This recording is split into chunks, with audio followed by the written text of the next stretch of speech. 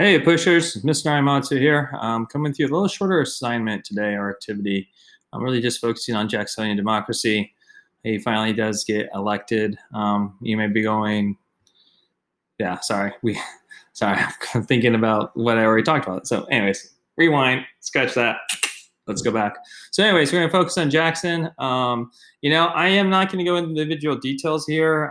So, I guess I'll just kind of highlight some things. Mudslinging was definitely like where they do political attacks. And there's a story here where Andrew Jackson's mother dies, and it's due to Andrew Jackson believes it's due or during the campaign, and Andrew Jackson believes it's due to all of the lies and rumors that were spread, and her getting so emotional and distressed about it, right? Because of the stress that causes her death. So it's something that unfortunately we are way too familiar with. You guys are going into election right now. It's obviously 2020. And you guys are going into election, and the ads are rampant, not only on TV but also social media. Ultimately, who does win? Andrew Jackson. One thing it talks about is why the frontier kind of relate to him. Jackson is this uneducated farmer as well. Seems to be fighting for the farmer, fighting for the poor. The Americans on the frontier, not the merchants and the elites and the established aristocracy of the United States. It's like stuck in the Northeast where, he breaks.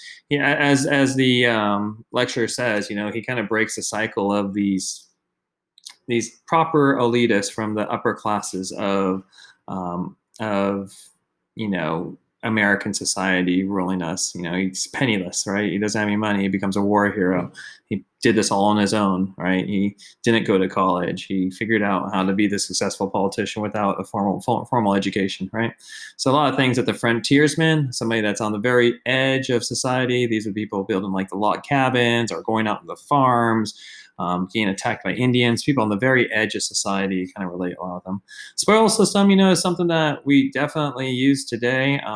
With our current president, Trump, you can see it that a lot of one of his main advisors is Jared Kushner is his son-in-law. His daughter is another major advisor. And he just went through a convention right now. There's a lot of people with the last name Trump that spoke. So the spoil system, and then there's also the individuals that help support him that he has given jobs, and that's what Andrew Jackson does as well. Before this, if you were good at your job, you kept your job, right? But now it seems like Andrew Jackson's going to show up, and if you were a person that liked Andrew Jackson and supported Andrew Jackson for the presidency, there are going to be some jobs. And if you're part of the old government, even though you're maybe really good, you need to go find a new job. To spoil a person is literally part of it, and this is still part of the reward of winning the presidency, I guess. There's a bank where Andrew Jackson basically vetoes it, and it cannot get passed by Congress, so the bank actually ends, and this actually causes more problems.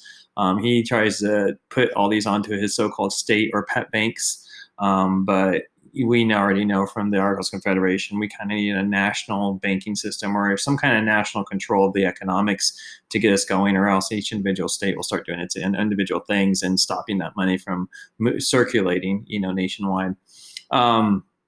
And then Trail of Tears, which a lot of you guys know about, which is basically the forced removal of people from Georgia into the Oklahoma territory. And I spoke about that a few screencasts ago, so if you guys want to kind of check that out.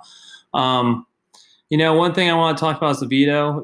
One thing a veto is he says, I'm not going to sign this, and it goes back to Congress, and now they have to pass it by not a simple majority, which would be 50% plus one, but now they have to do it by 66% in both houses. So it usually stops something from happening. This is the case that happened regarding the National Bank, and that's why it was not renewed. Just overall, this is one of the most, you're going to see this in the Khan Academy lecture, but a very, very famous political cartoon, him with the veto, and it says born to command, had I been consulted a veto memory, and then down here, I believe it says like King Andrew or something down here at the bottom. I can't see it because my face is in the way. Here, I'll get my face out of the way. King Andrew the First, right? And he's stepping and shredding the Constitution, right? And he has Gil. So there's this idea that Andrew Jackson shows up and he tries to increase, and he does. He tries to increase the power of the presidency. He looks at the Supreme Court. Supreme Court tells him, kind of checks him, right? Checks and balances, kind of checks him. And Andrew Jackson kind of dismisses the checks and does it what he wants to do anyways.